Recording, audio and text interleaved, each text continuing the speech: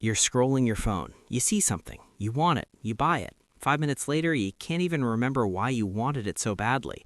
If you're here right now, you know that feeling all too well. That rush of clicking buy now, followed by that sinking regret when the package arrives and you realize you just spent money you didn't have on something you don't need. And the worst part? You know you'll do it again, maybe even later today. And I need to tell you something. This isn't about being weak or undisciplined. This is about what you're actually buying, and it's not what you think. Here's how it really goes down. You had a rough day. Someone was rude to you. Your boss criticized your work. You feel unappreciated, invisible, small.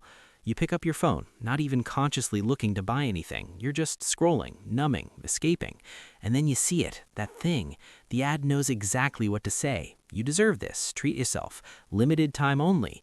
Your finger hovers over the button. Part of you knows this is stupid. You have 3 similar items already. Your credit card is almost maxed. You promised yourself you'd stop. But that other voice is louder. The one that says, you work hard. You sacrifice everything for everyone else. Why can't you have this one small thing?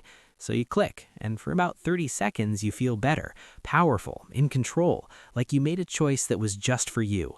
Then the high fades. The thing arrives. It doesn't fit right. It's not quite what you expected, or it's exactly what you expected, and you realize it doesn't fix anything. The emptiness is still there, so you scroll again, looking for the next hit, the next purchase that might make you feel something other than this constant low-grade dissatisfaction with your life. What you're doing is called impulse buying, but that's not really what's happening. You're not buying things, you're buying feelings, relief, control, excitement, self-worth.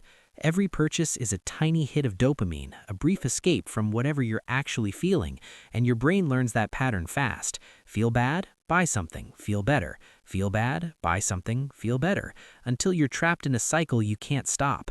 This pattern usually starts with emotional voids.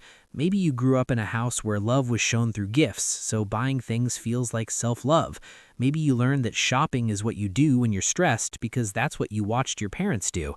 Or maybe you just never learned healthier ways to process difficult emotions, so you medicate with Amazon packages. Let me tell you about Jake. He's a teacher. Great guy, loves his job. But Jake has 17 boxes in his apartment he hasn't opened. Gadgets, clothes, random stuff he bought at 2 a.m. when he couldn't sleep. His credit card debt is approaching $30,000, not from one big purchase, from hundreds of tiny ones. None of them mattered, all of them felt urgent in the moment.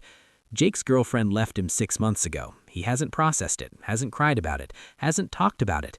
Instead, he buys things. Every purchase feels like forward motion, like he's improving his life, upgrading himself. But really, he's just avoiding the pain. And every unopened box is evidence of feelings he won't face.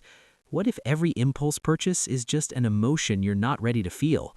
Jake doesn't have a spending problem, he has an avoidance problem disguised as retail therapy. He believes that buying the right thing will make him into the person who doesn't hurt, but things can't do that. Only feeling the feelings can do that. Here's what impulse buying really is. It's a compulsion, your brain trying to regulate emotions through external means because you don't have internal tools. And it works, for a minute, which is why you keep doing it. But the effect gets weaker over time, so you need more purchases, more dopamine hits, more packages arriving to prove you're still alive. The way out isn't more willpower. It's understanding what you're actually hungry for when you reach for your wallet. Next time you feel that urge to buy something you don't need, pause, just for 60 seconds. Ask yourself, what am I feeling right now? Anxious, lonely, bored, inadequate? Name it, feel it, let it exist without trying to fix it with a purchase.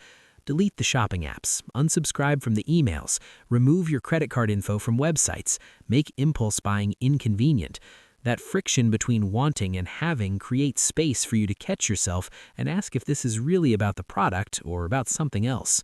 Find other dopamine sources, exercise, creating something, calling a friend. These don't feel as immediate as clicking buy, but they actually fill the void instead of just covering it up for 30 seconds. Your brain can learn new patterns. It just needs you to stop feeding the old one. And here's the hard truth. You have to face the feelings you're shopping away from. That emptiness, that loneliness, that sense that something's missing. The packages aren't filling it. They never will. The only way out is through. If you're watching this and thinking, this is me, I want you to know something. Impulse buying isn't a character flaw. Your brain learned that shopping equals relief. But here's what you need to hear. You're not shopping because you want things. You're shopping because you don't want to feel. And patterns can be changed. Do you buy things you don't need and regret it immediately? Do you shop when you're stressed, sad, or bored? Drop an "I feel this way" in the comments. You'll realize you're not alone. And if you want to understand more about what you're really buying when you impulse shop, hit that subscribe button and turn on notifications. In the next video, we're going to talk about why you feel guilty every time you spend money on yourself, even when you actually need it, and how this guilt is keeping you broke. See you then.